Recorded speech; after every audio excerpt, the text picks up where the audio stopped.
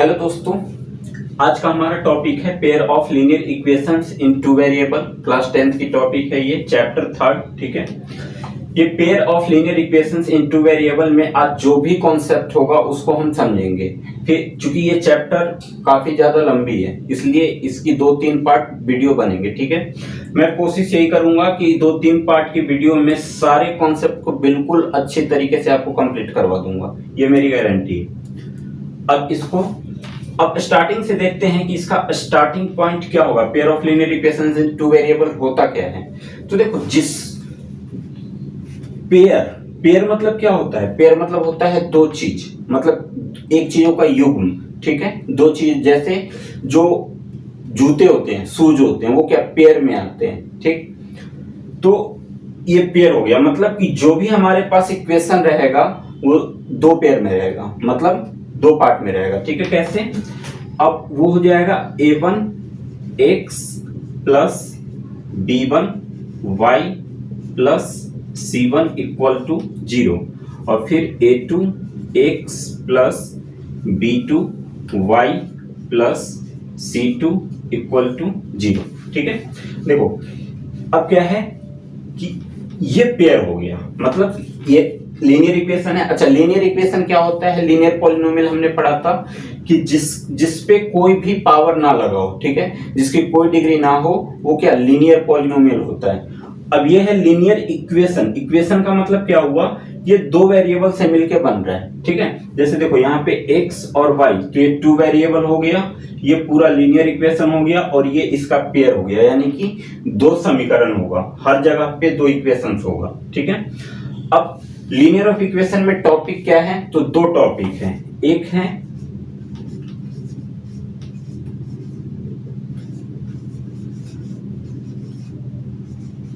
Graphically method और दूसरा है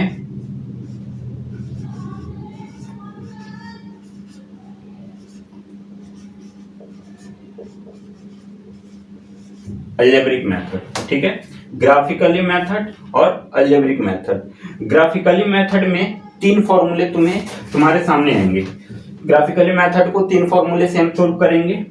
ठीक है, और अलजेब्रिक मेथड में 3-4 चीजें आएंगी। मैं सब कुछ पहले मैं लिख दे रहा हूं कि मतलब इस चैप्टर के अंदर क्या क्या टॉपिक है। ठीक है, तो देखो ग्राफिकली मेथड में तीन फॉर्मूले हैं, a1 upon a2 not equal to b1 upon b2। ठीक है, दूसरा formula a1 upon a2 equal to b1 upon b2 not equal to c1 upon c2, और तीसरा formula a1 upon a2 equal to b1 upon b2 equal to c1 upon c2। ये तीन formula है, ये graphically method के अंदर आएगा। ठीक है, अच्छा अलजेब्रिक मेथड में हमें क्या क्या पढ़ना है, तो अलजेब्रिक मेथड में जो सबसे पहला पॉइंट तुम्हारा होगा वो होगा सब्स्टिट्यूशन मेथड।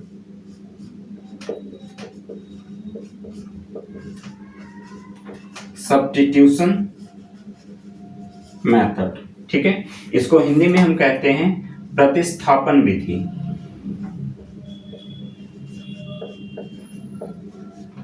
प्रतिस्थापन विधि। दूसरा जो हमारा है सब्स्टिट्यूशन मेथड के बाद सेकंड पॉइंट जो होगा वो होगा एलिमिनेशन मेथड।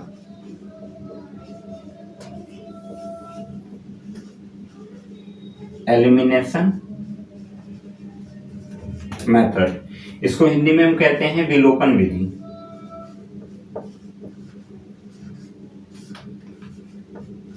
विलोपन विधि। और थर्ड जो होगा वो होगा क्रॉस मल्टीप्लिकेशन मेथड। क्रॉस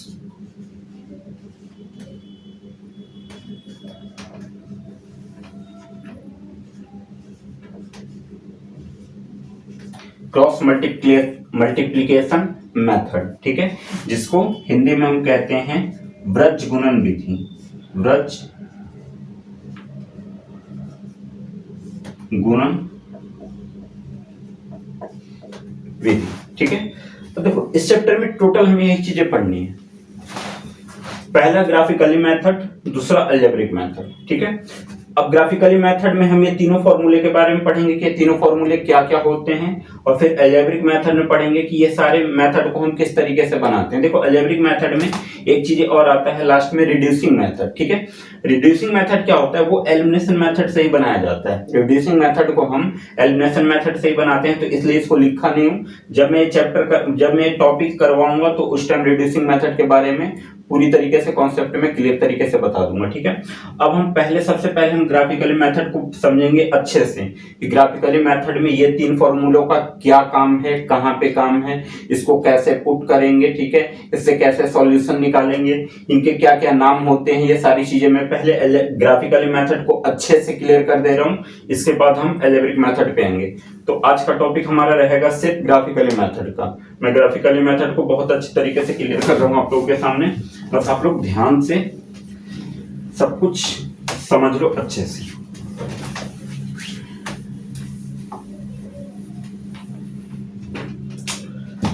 जो हमारा टॉपिक है आज का,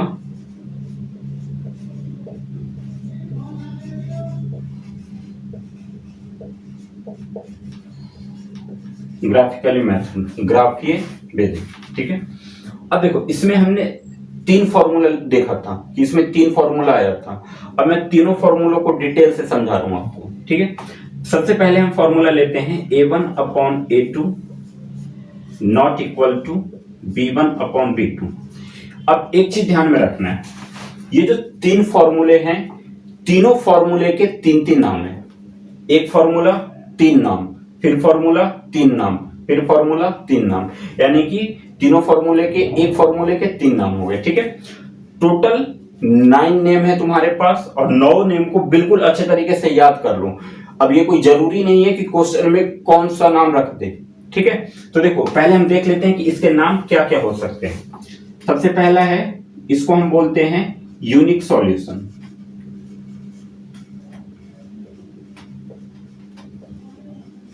इसको बोलते हैं हम यूनिक सॉल्यूशन। हिंदी की अगर बात करें तो अद्वितीय हल, अद्वितीय हल, ठीक है। दूसरा नाम इसका जो हो जाएगा वो हो जाएगा कंसिस्टेंट,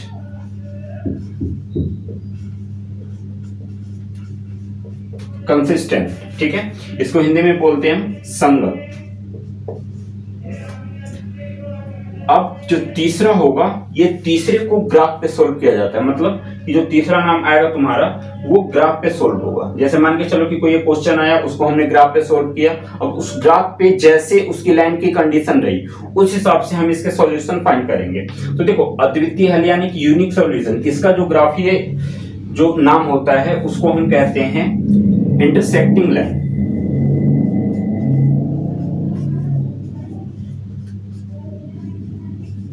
इंटरसेक्टिंग लाइन मतलब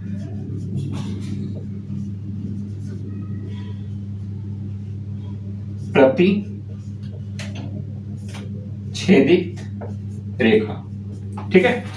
अब जैसे देखो मान के चलो ग्राफ है, चूंकि हर क्वेश्चन में सॉल्यूशन का पेयर रहेगा, मतलब दो सॉल्यूशन रहेंगे, ठीक है। लीनियर इक्वेशन जो रहेगा वो दो रहेगा, चूंकि हम पेयर ऑफ लीनियर इक्वेशन पढ़ रहे हैं, ठीक है। तो लीनियर इक्वेशन का क्या चलेगा, पेयर चलेगा।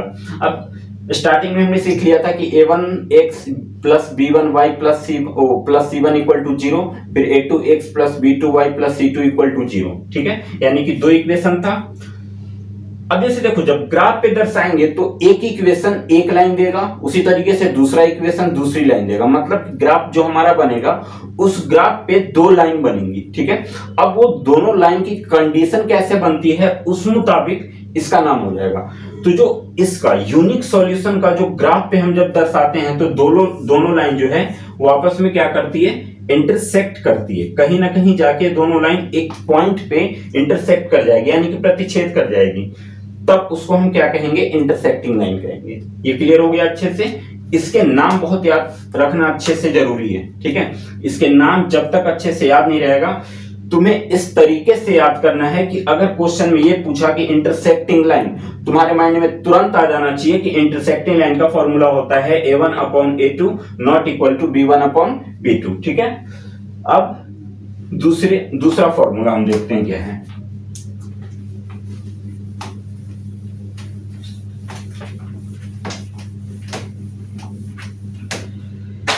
जो हमारा दूसरा फॉर्मूला है A1/A2 equal to B1/B2 not equal to C1/C2।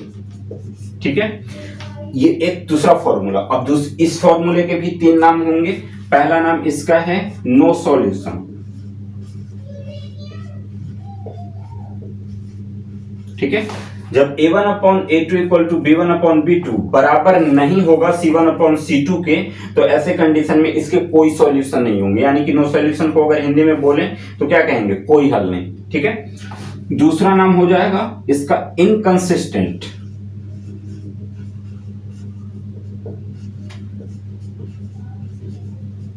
Inconsistent, इसको हिंदी में हम कहते हैं असंगत।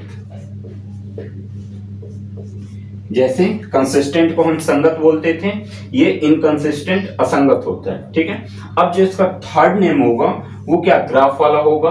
तो इसके जो तीसरा नाम है उस पे ग्राफ का कंडीशन क्या बनेगा, वहां पे भी 2 लाइन मिलेगी। अब उन दोनों लाइन का कंडीशन क्या होगा कि वो दोनों लाइन जो होंगे वो आपस में पैरेलल होंगे। ठीक है, देखो ये दोनों लाइन क्या है, आपस में पैरेलल है। यानी कि ग्राफ पे जब दोनों लाइन की कंडीशन होगी वो क्या करेंगी, एक दूसरे को बिल्कुल पैरेलल बनेंगी, एक दूसरे में बिल्कुल पैरेलल बनेंगी।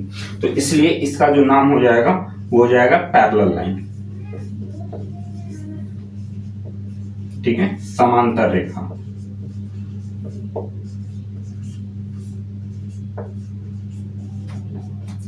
ये हो गया सेकंड फॉर्मूला। ये फॉर्मूला है और ये इसके नाम है, बिल्कुल अच्छे तरीके से आपको याद कर लेना है। अब इसके थर्ड नेम पे चलते हैं।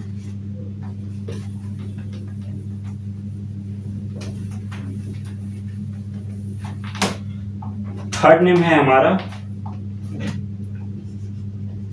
A1/A2 equal to B1/B2 equal to C1/C2। ठीक है, ये तीसरा फॉर्मूला। अब इस तीसरे फॉर्मूले के भी 3 नाम होंगे। तो कौन कौन से नाम है, पहला नाम है इसका इन्फिनिटली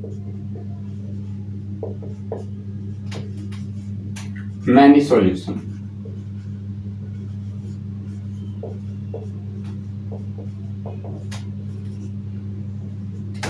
ठीक है, इन्फिनिटली मैनी सॉल्यूशन। अब देखो इन्फिनिटली मैनी सॉल्यूशन क्यों कहा जा रहा है इसको, क्योंकि इसमें जो तीनों नंबर जो हैं, रियल नंबर जो हैं, वो एक दूसरे के क्या है, बराबर है। ठीक है, तो इन्फिनिटली मतलब क्या होता है, अनंत। हम जितना चाहें उतना सॉल्यूशन इसका निकाल सकते हैं। ठीक है, क्योंकि क्या है, ये तीनों बराबर है। ठीक, तो इन्फिनिटली मैनी सॉल्यूशन, इसको हिंदी में कहते हैं अपरिमित रूप से अनेक हल। ठीक है, सेकंड जो नंबर होगा ये कंसिस्टेंट होगा।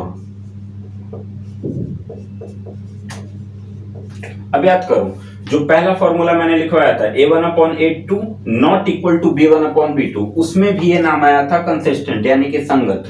अब इसमें भी ये कंसिस्टेंट आ गया है। उसमें वो सिर्फ कंसिस्टेंट था और इसमें जो है वो कंसिस्टेंट में ये डिपेंडेंट कहलाता है।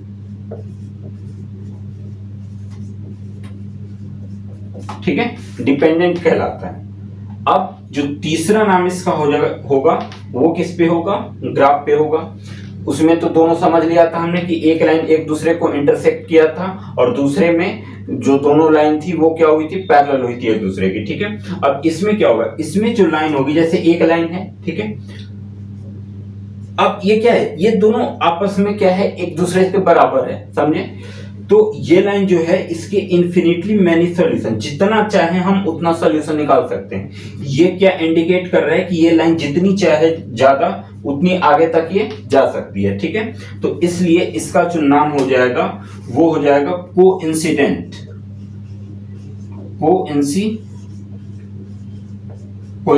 लाइन। ठीक है, और इसको हिंदी में हम कहते हैं संपाती। ठीक है, ये तीसरा सॉल्यूशन। तीसरे सॉल्यूशन के भी 3 नाम। देखो इसमें, इस चैप्टर में जो ग्राफिकली मेथड करोगे उसमें सिर्फ और सिर्फ नाम इंपॉर्टेंट है, ध्यान रखना। ठीक है, ये तुम्हें ये दोनों चीजें याद रखनी है। क्वेश्चन आ गया, मान के चलो कि कंपेयर करने के लिए आ गया और उसमें नाम दिया हुआ है, कंसिस्टेंट दिया हुआ है, कंसिस्टेंट में डिपेंडेंट दिया हुआ है, ठीक है। तब तुम्हें तुरंत ध्यान में आना चाहिए कि कंसिस्टेंट जो डिपेंडेंट होता है उसका फॉर्मूला होता है a1/a2 equal to b1/b2 equal to c1/c2, ठीक है। तो देखो इसके नाम ही बहुत ज्यादा इंपॉर्टेंट है, क्योंकि क्वेश्चन नाम से ही घुमाएगा और इसका कुछ नहीं है। दो इक्वेशन देगा, उसको इस नाम से कंपेयर करने के लिए बोल देगा। अब तुम्हें नाम के साथ फॉर्मूला याद है तभी तो कर पाओगे, ठीक है। अब नाम में तुम्हें कंफ्यूजन है तो कैसे होगा, नाम को छोड़ दीजिए, उसका गलत फॉर्मूला पुट कर दोगे तो क्या होगा, गलती हो जाएगी, ठीक। तो तुम्हें क्या करना है, फॉर्मूला तो याद हो ही जाएगा, बस इसके नाम याद रखने हैं कि जब तीनों बराबर हैं तीनों के तीन नाम ऐसे ऐसे हैं, ठीक है। इसको ध्यान में रखना। ये ग्राफ के जो मैंने लास्ट में तीनों में तीन तीन बताया हूं ना, एक एक जो लास्ट में बताया हूं, इसको ग्राफ वाले को ध्यान में रखना है, ठीक है। तो हमारा जो फॉर्मूला बेसिस था, जो फॉर्मूला था और नाम था, वो तो कंप्लीट हो गया। अब हम ये देखते हैं कि इसके क्वेश्चन किस तरीके से पूछे जाएंगे, ये फॉर्मूला पुट कैसे होगा, ठीक है। इन नाम का मतलब क्या है, ये कैसे नाम पूछा जाएगा, तो ये सब अब मैं समझा रहा हूं।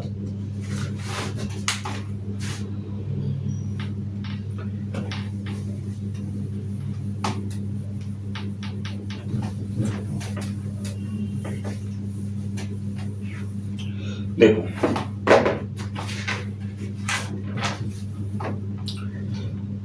अब आ जाओ बुक में, एनसीईआरटी की जो बुक है हमारी, उस पे आ जाओ।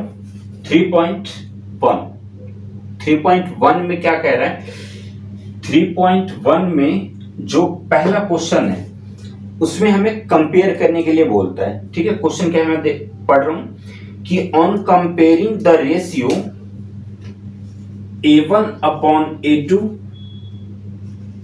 b1/b2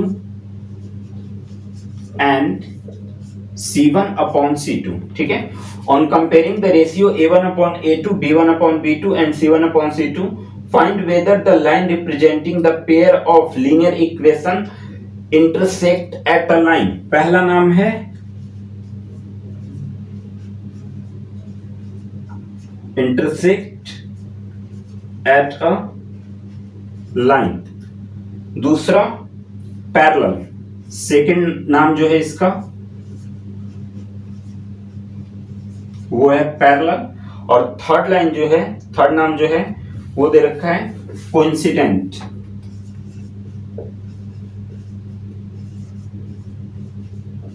देखो अब इस क्वेश्चन की बात करें तो इस क्वेश्चन में इन तीनों रेशियो को कंपेयर करना है इन तीन नाम के थ्रू, ठीक है। अब देखो इस तीनों नाम आ गया, intersect at a point, at a line, intersect at a line मतलब इंटरसेक्ट एट अ पॉइंट है, लाइन नहीं है। इंटरसेक्ट एट अ पॉइंट का मतलब क्या कि एक पॉइंट पे ये एक दूसरे को इंटरसेक्ट करे। अब याद करो कि ये फॉर्मूला का नाम क्या था, तो a1/a2 not equal to b1/b2, ठीक है।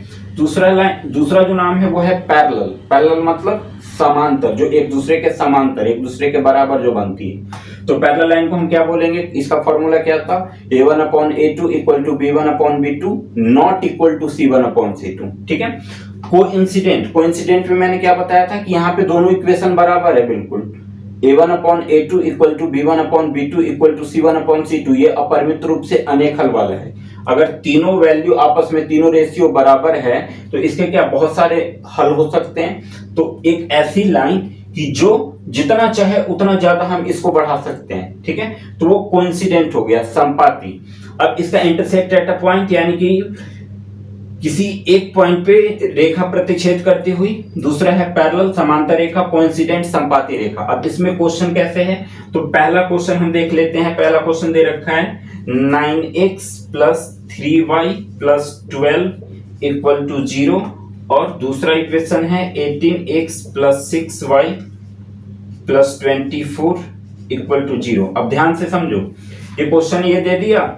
अब सबसे पहले हम यहाँ पे ये फाइंड कर लेंगे कि इसका a1 क्या है, a2 क्या है, c1 क्या है, c2 क्या है। तो देखो a1 इक्वल टू क्या, a1 मतलब क्या, पहले इक्वेशन की बात हो रही है। पहले इक्वेशन में जो पहली वैल्यू होगी वो a1 की होगी, तो a1 इक्वल टू 9, ठीक।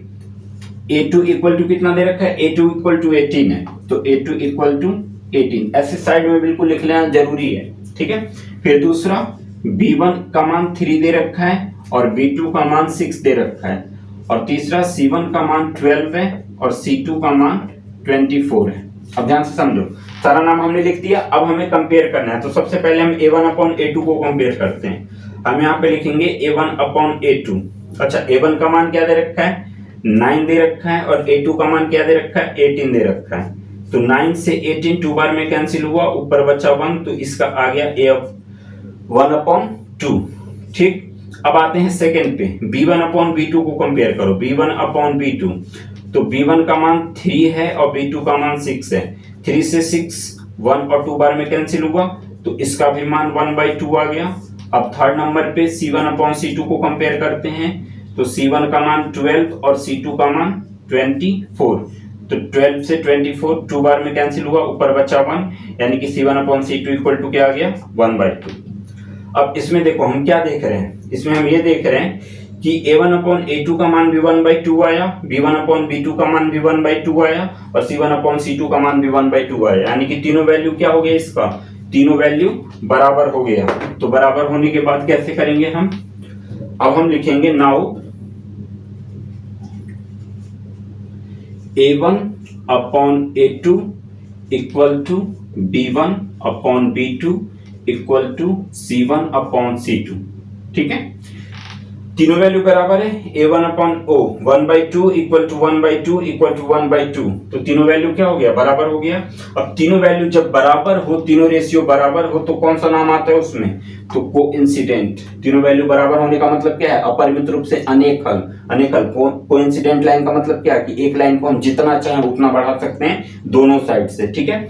तो इसका जो, अब इसका आंसर क्या लिखोगे, क्योंकि ये तीनों कम, जब हमने A1 upon A2, B1 upon B2 और C1 अपॉन C2 को जब हमने कंपेयर किया, तो हम एक चीज ये दिख रहे हैं कि तीनों जो वैल्यू है वो आपस में क्या हो रही है, बराबर हो रही है, ठीक है। तो इसलिए इसको हम लिखेंगे कि दिस इज को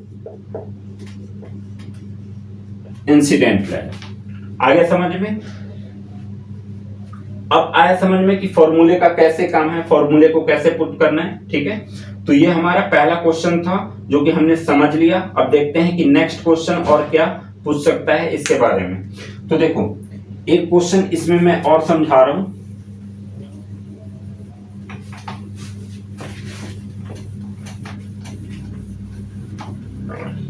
जैसे मान के चलो कि क्वेश्चन दे रखा है 3/2x, ठीक है, प्लस 5/3y इक्वल टू 7। ये पहला इक्वेशन। सेकेंड इक्वेशन है 9x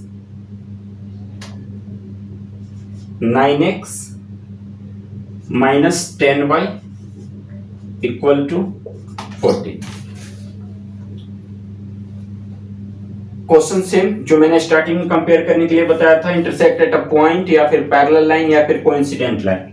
ये दो इक्वेशन दे रखा है। अच्छा, इसमें एक चीज ये देख रहे हो कि सेकंड इक्वेशन तो अपने फॉर्म पे है, A1x B1y और C1, ठीक है।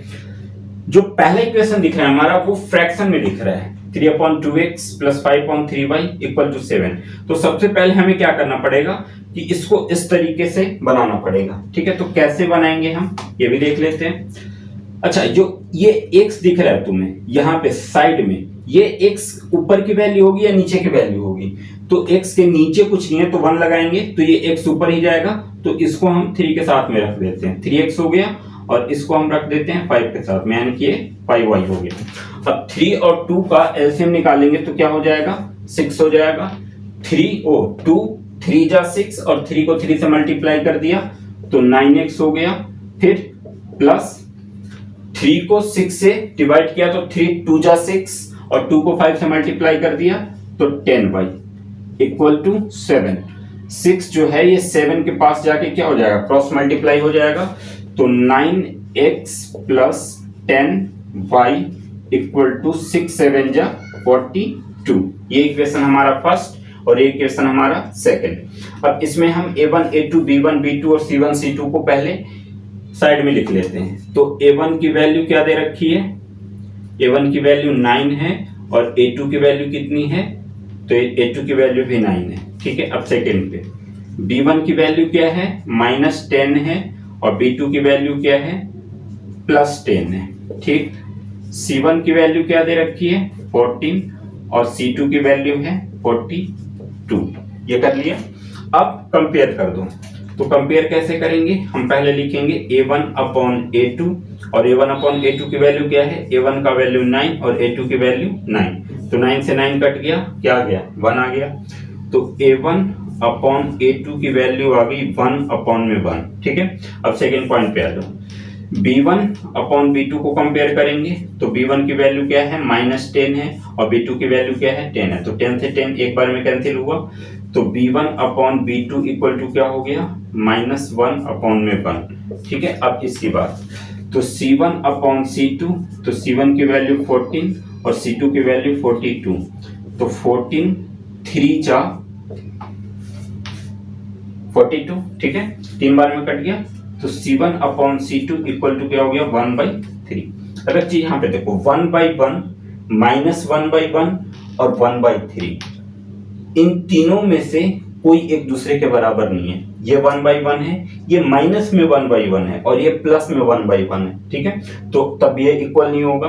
तो इस हिसाब से हमने ये देखा कि A1 upon A2 B1 upon B2 के बराबर नहीं है और B1 upon B2 C1 upon C2 के बराबर नहीं है। ठीक है, तो ऐसे कंडीशन में अब इसके नाम क्या हो जाएंगे, तो अब ध्यान दो, अगर इसका हम फॉर्मूला बनाएंगे तो कैसे बनेंगे, ऐसे बनेंगे, A1 upon A2 equal to not equal to B1 upon B2 और not equal to C1 upon C2। ठीक है, रुको पहले मिटा देता हूं इसे।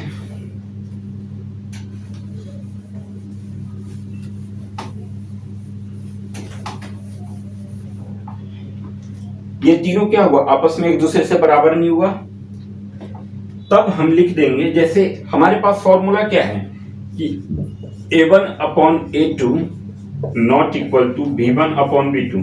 जैसे ही हम यहां तक पहुंचेंगे, यहीं पे आके हमें फॉर्मूला मिल जाएगा। ठीक है, हमें इसके आगे जाने की जरूरत ही नहीं पड़ेगी, समझे, क्योंकि फॉर्मूला तो यहीं से मिल गया ना, A1 upon A2 not equal to B1 upon B2।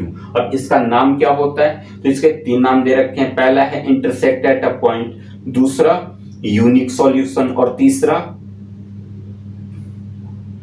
है कॉन्सिडेंट लाइन। ठीक है, कंसिस्टेंट लाइन, कंसिस्टेंट, संगत। तो A1 upon A2 not equal to B1 upon B2। ठीक है, तो यहीं से फॉर्मूला मिल गया, तो इसका हम नाम लिख देंगे इंटरसेक्ट एट ए पॉइंट, या फिर इंटरसेक्टिंग लाइन भी लिख सकते हो। ठीक है, अब एक चीज देखो, इसका कंपेयर करना तो हमने सीख लिया, हमें क्या याद रखना है, नाम याद रखना है बस। जैसे एक क्वेश्चन में 3 नाम देगा, ठीक है, हर फॉर्मूले के 3 नाम हैं। अब उन तीनों नाम में, 3 नाम में से, तीनों नाम में से कोई भी एक नाम दे देगा आपको। ठीक है, अब हमें क्या करना है कि पहले उसको कंपेयर कर देना है। कंपेयर करने के बाद लास्ट में हम देख लेंगे कि A1 upon A2 B1 upon B2 C1 upon C2 एक दूसरे से बराबर है या बराबर नहीं है।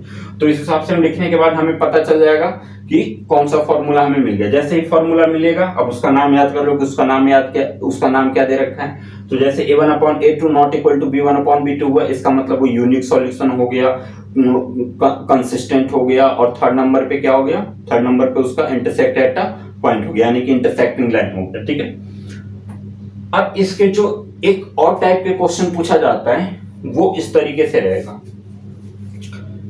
जैसे मान के चलो कि क्वेश्चन तुमसे ये कह रहा है कि for what value of a the pair of linear equation जो दे रखा है वो है ax plus 3y equal to a minus 3। ठीक है, और फिर 12x plus ay equal to a has no solution.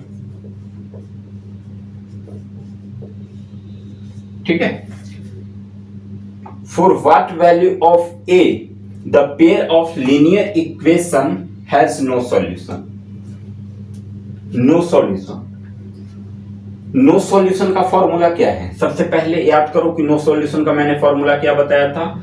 तो फॉर्मूला बताया था मैंने a1/a2 इक्वल टू b1/b2 और नॉट इक्वल टू c1/c2। ये नो सॉल्यूशन का फॉर्मूला था, ठीक है।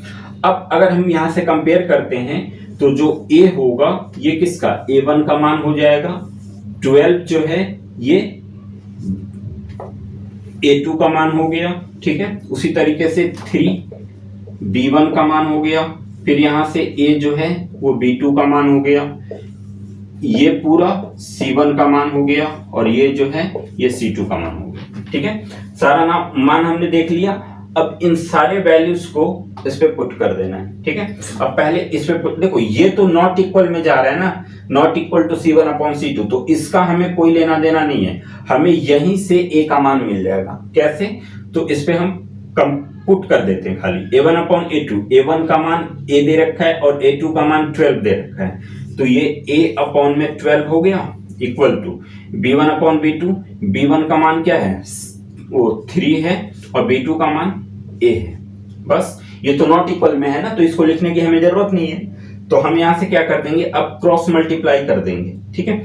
तो a को a से मल्टीप्लाई किया तो कितना, a² हो गया, और 12 को 3 से मल्टीप्लाई करेंगे तो 12 3 जा 36, ठीक है। पहले आपको रूल ये पता ही है कि जब किसी अल्फाबेट पे स्क्वायर हो और उस वहां से उसके ऊपर से स्क्वायर हटाना हो तो हम क्या करेंगे, तो यहां से स्क्वायर हटाएंगे तो सामने वाली संख्या पे रूट चढ़ा देंगे, तो a इक्वल टू कितना हो जाएगा, √36, ठीक है। अब हमें ये पता है कि 36 जो है वो किसका स्क्वायर है, तो 6 का स्क्वायर है, तो जब रूट से बाहर आएगा तो कितना हो जाएगा, 6, तो a की वैल्यू कितनी होगी, 6, ठीक है। बहुत इजी था। ऐसे भी और भी कई सारे क्वेश्चन हैं, मैं अब नेक्स्ट वीडियो बनाऊंगा तो उसमें मैं उन क्वेश्चन की प्रैक्टिस करवा दूंगा। आज बस आप इतना समझ लो कि लीनियर इक्वेशंस इन 2 वेरिएबल में 2 मेथड पढ़ना है तुम्हें, अलजेब्रिक और ग्राफिकली में हमने जो 3 फॉर्मूला था, तीनों फॉर्मूले के 3 नाम थे, वो सारा हमने देख लिया कि कैसे क्या किसका नाम है, उन फॉर्मूलों का यूज कैसे होता है वो भी हमने समझ लिया, ठीक है। अब जो नेक्स्ट वीडियो होगा उसमें ग्राफ में समझा दूंगा कि ग्राफ पे क्वेश्चन को कैसे बनाना है। इस टाइप के 1-2 क्वेश्चन की और प्रैक्टिस हो जाएगी और इसके बाद हम सीधे आ जाएंगे अलजेब्रिक मेथड पे। अलजेब्रिक मेथड के जो तीनों मेथड मैंने दिखाया था, एलिमिनेशन मेथड, सब्स्टिट्यूशन मेथड और cross multiplication method. Cross multiplication method तो इजी वो नहीं है, मतलब इंपॉर्टेंट नहीं है, आज तक पूछा नहीं गया कभी, बट बाकी के जो ऊपर वाले दोनों मेथड है वो बहुत ज्यादा इंपॉर्टेंट है, तो उन्हें हम अच्छे से समझ लेंगे और इसके बाद बहुत सारे क्वेश्चन की हम प्रैक्टिस कर लेंगे ताकि हमारा कॉन्सेप्ट जो है वो बिल्कुल अच्छे से क्लियर हो जाए। मैं बार बार यही बोलता हूं तुम लोगों को कि कॉन्सेप्ट पे ध्यान दो, ठीक है, खुद पे काम करो, कॉन्सेप्ट पे ध्यान दो, क्वेश्चन अपने आप होते रहेगा, ठीक है। तो आज बस इतना ही हम रखते हैं, बाकी हम नेक्स्ट वीडियो में मिलेंगे। तब तक आप अपना तैयारी करते रहो, अच्छे से पढ़ो, एकदम खुद पे भरोसा रखो, बहुत अच्छे मार्क्स आएंगे, ठीक है। तब तक के लिए बाय।